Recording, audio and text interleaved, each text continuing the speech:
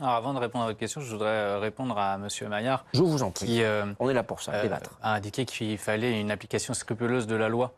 Monsieur le député, je crois que si on devait appliquer scrupuleusement la loi, l'énergie aujourd'hui du pays devrait être concentrée à poursuivre tous les évadés fiscaux qui subtilisent à la nation 80 à 100 milliards. C'est ce que nous faisons, monsieur. Non, il y a le chiffre. Vous êtes avocat, monsieur. Le chiffre ne cesse d'augmenter. Vous savez que c'est normal que dans un état de droit. C'est normal qu'il y ait de l'évasion fiscale. Non, c'est normal que dans un état de droit, on applique la loi.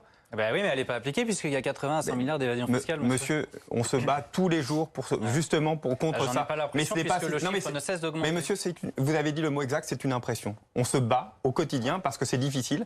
Mais comment expliquez-vous que le chiffre ne cesse d'augmenter? Monsieur, c'est votre chiffre.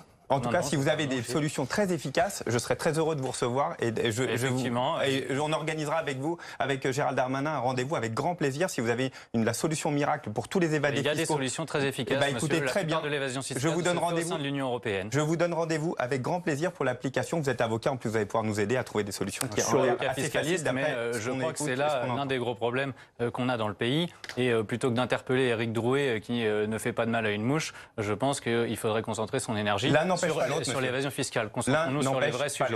Je vais répondre à votre question sur la question du débat ou du débat. Est-ce que vous y participez? C'est la question. Alors, je n'y participerai pas en l'état puisque je n'en ai pas reçu le mandat. Le mandat que j'ai reçu de mes collègues Gilets jaunes, il est très clair, c'est celui de porter la parole dans les médias. Je n'ai aucun mandat d'aller négocier ou mais vous, en tant que citoyen, non, mais vous n'avez pas de mandat pour porter votre gilet jaune, j'espère. Vous n'en avez pas besoin. Maintenant que j'ai reçu ce mandat de mes collègues Gilets jaunes, dès lors que je porte le gilet, je suis porte-parole et je ne suis plus citoyen. Avez-vous besoin d'un mandat pour aller manifester? Il n'existe pas deux François Boulot, monsieur. Il n'y en a qu'un. Et quand je revais le gilet, je suis porte-parole. Avez-vous besoin d'un mandat pour manifester? Et je ne trahirai pas la confiance de mes collègues Gilets jaunes. Vous pouvez être porte-parole et en même temps aller donner votre avis sur ce qu'il faudrait changer en France, de quelle manière. Mais monsieur, c'est ne rien comprendre à ce qu'est le mouvement. Les gens se sont fait trahir par leurs représentants de droite comme de gauche depuis 40 ans.